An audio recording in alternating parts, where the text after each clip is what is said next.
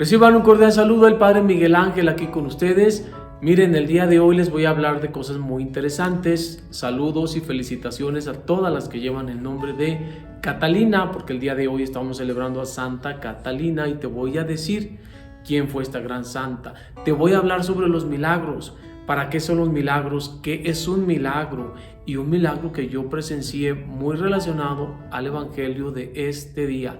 Créanmelo que los milagros sí existen y estoy seguro que ustedes han presenciado más de alguno y quizá no se han dado cuenta, y como siempre los invito a que se queden hasta el final de este video porque les voy a dar la bendición, les voy a hablar de Santa Catalina de Siena, su vida, porque es tan importante dentro de la Iglesia Católica. Y también les agradezco porque se suscriben al canal, porque le han activado la campanita de notificaciones. Muchísimas gracias. Hay que vivir este día con ánimo, con gozo, con agradecimiento. Vivir este día como si fuera el primer día aquí en este mundo, el único y el último. Y todos los días les voy a estar recordando esa frase porque es bien importante tenerla aquí en la mente. Vivir cada día como si fuera el primero, el último y el único. Gracias, quédense hasta el final del video porque les voy a dar mi bendición y les voy a hablar de ese milagro que me tocó presenciar. La lectura de este día está tomada del libro de los Hechos de los Apóstoles, capítulo 5, versos del 34 al 42. En aquellos días, un fariseo llamado Gamaliel, doctor de la ley, respetado por todo el pueblo, se levantó en el Sanedrín, mandó que hicieran salir por un momento a los apóstoles y dijo a la asamblea: Israelitas, piensen bien lo que van a hacer con esos hombres. No hace mucho surgió un tal Teudas que pretendía ser un caudillo y reunió unos 400 hombres. Fue ejecutado, dispersaron a sus secuaces y todo quedó en nada. Más tarde, en la época del censo, se levantó Judas el Galileo y muchos lo siguieron, pero también Judas pereció y se desbandaron todos sus seguidores. En el caso presente, yo les aconsejo que no se metan con esos hombres, suéltenlos, porque si lo que se proponen y están haciendo es de origen humano, se acabará por sí mismo, pero si es cosa de Dios, no podrán ustedes deshacerlo. No se expongan a luchar contra Dios. Los demás siguieron su consejo, mandaron traer a los apóstoles, los azotaron, les prohibieron hablar en nombre de Jesús y los soltaron. Ellos se retiraron del Sanedrín, felices de haber padecido aquellos ultrajes por el nombre de Jesús. Y todos los días enseñaban sin cesar y anunciaban el Evangelio de Cristo Jesús, tanto en el templo como en las casas.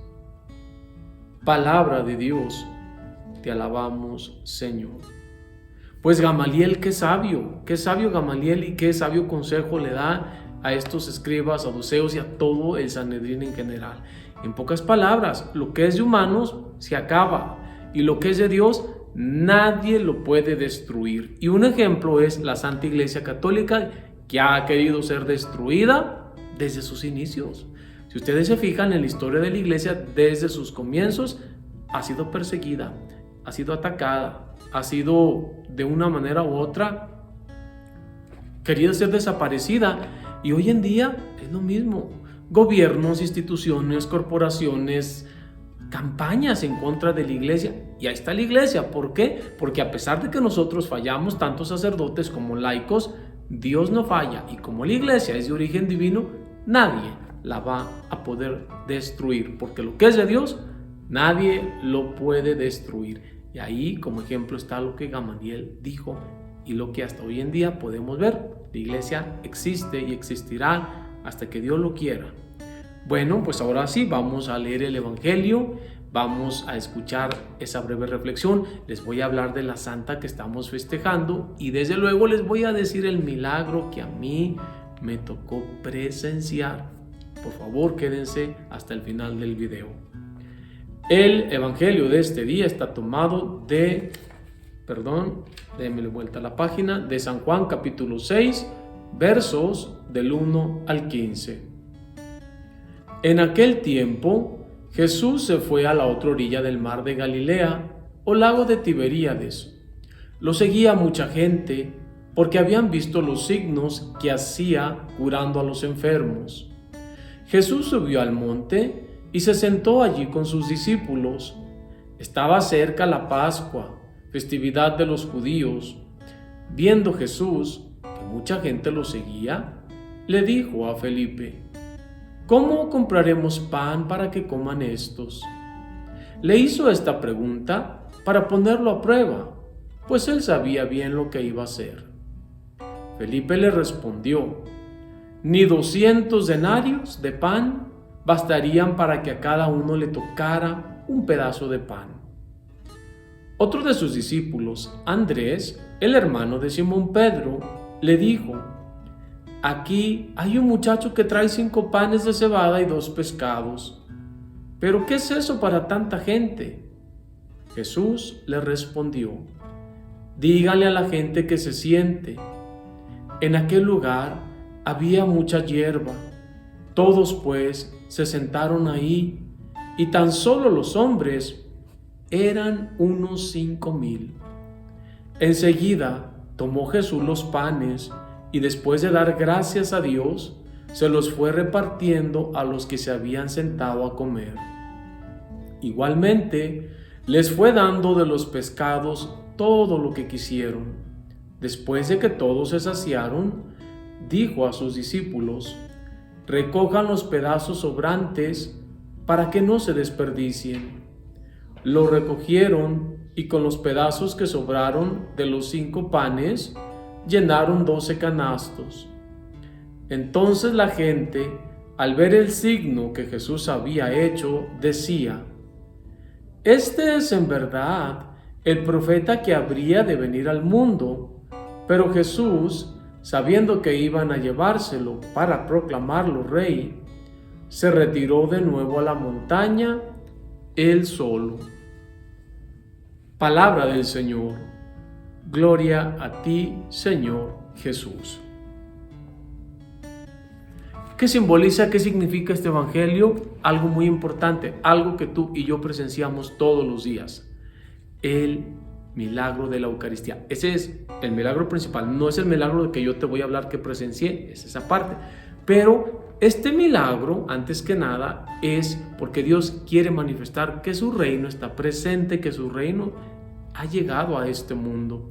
Y con este milagro, nuestro Señor Jesucristo está anticipando el regalo más grande que la humanidad tiene, que es la Santa Eucaristía. Cada vez que nosotros venimos a recibir el cuerpo de Cristo, recordamos esa multiplicación. Algo muy interesante es que esa fue una multiplicación de algo físico. Es decir, el pan que se multiplicó se acabó.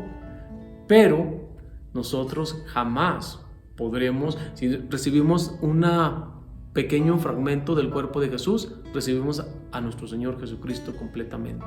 Es algo muy hermoso y algo muy interesante. Nuestro Señor Jesucristo bendijo los panes. Hay personas que tienen la costumbre, el hábito de bendecir los alimentos, y hay personas que nunca, que ahora sí que ni por equivocación se les ocurre bendecir los alimentos. Si tú eres de las personas que bendice los alimentos antes de comerlos, te felicito y enseña a tus hijos a hacerlos. Si eres de las personas que simplemente nos llevamos el bocado a la boca sin agradecerle a Dios, sin bendecir los alimentos, te invito a que lo empecemos a hacer. En verdad, créame, lo que hace una gran diferencia cuando nosotros bendecimos los alimentos. Fíjense que no es parte del milagro que voy a decir, pero me tocó en una ocasión una persona que siempre bendecía sus alimentos. Y resulta que a esta persona la querían envenenar. Él era un cardenal, ya está retirado, todavía está vivo. Pero yo, ahora sí que nadie me lo dijo, yo fui testigo también de eso. Invitaron a comer a este obispo y eran unos enemigos, obviamente, y le pusieron en la comida algo para que se envenenara, se intoxicara, y le cortaron muchísimo intestino. Él bendijo los alimentos antes de comer, obviamente, como todos los días, y gracias a Dios era para que se hubiera envenenado, para que no tuviera salvación, pero Dios es tan grande que Dios hizo que esta persona, que este obispo, pues no le pasara nada, lejos de un susto, pero eso fue todo. Y también otra persona que le querían hacer un mal, y también esa persona me contó el testimonio. Me llevaron una disque comidita, que comadrita, que mira cuánto te quiero, aquí te traigo. La persona siempre le hizo los alimentos y por una razón u otra no se lo comió, no alcanzó, se le olvidó, a los 3 días estaba engusanado. Es bien importante bendecir los alimentos. Y saben que, o sea, eran plátanos, no era comida de carne que dices tú, pues claro que se iba a engusanar. Los plátanos no se engusanan. Bueno, ¿cuál es ese milagro que yo te quiero hablar?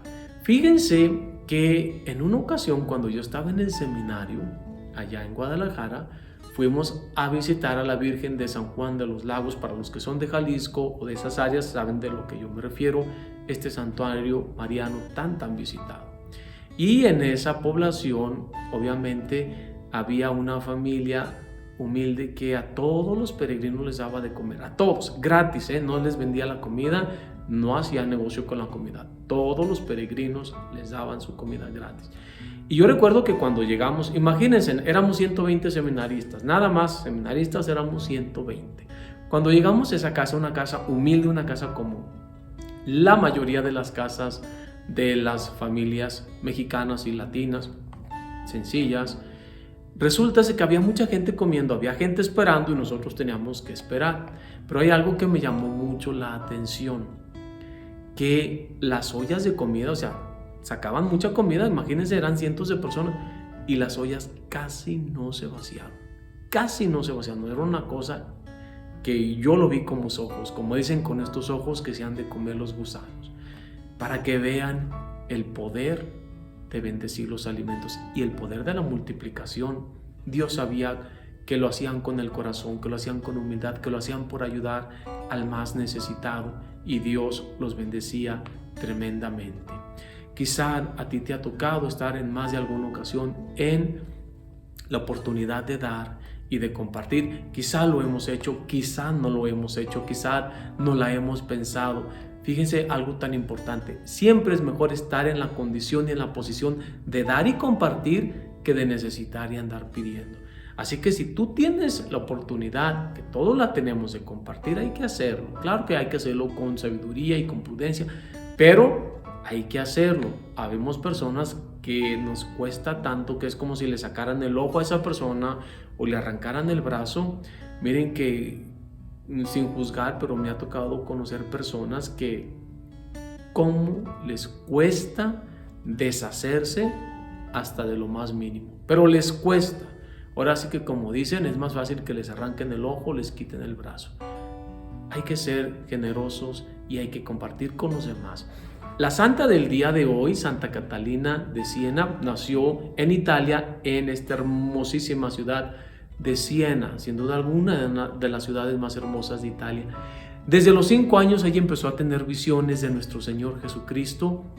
Desde pequeña se dedicó a la oración, al silencio, a la mortificación. A los 18 años se hizo monjita y ella ayudó mucho para que el Papa, en ese tiempo que se había desterrado de Italia a Aviñón en Francia, regresara. Ella lo convenció de que regresara, que su lugar estaba en Roma y no en Aviñón en Francia. Algo muy interesante sobre Santa Catalina de Siena es que ella es la segunda doctora de la Iglesia después de Santa Teresa de Jesús. Es la patrona de Italia juntamente con San Francisco de Asís. No sé si tú sabías estos datos. Voy a darte la bendición, pidiendo a Dios que te llene de bendiciones. Vivamos este día con ánimo, con alegría, con gozo, sabiendo que Dios está con nosotros, que nos ama y no nos abandona. El Señor esté con ustedes. La bendición de Dios Todopoderoso, Padre, Hijo y Espíritu Santo, descienda y permanezca con cada uno de ustedes. Soy el Padre Miguel Ángel y los invito a que juntos permanezcamos en sintonía con Dios. Y díganme si sabían estos datos ahí en los comentarios. Hasta mañana, si Dios quiere.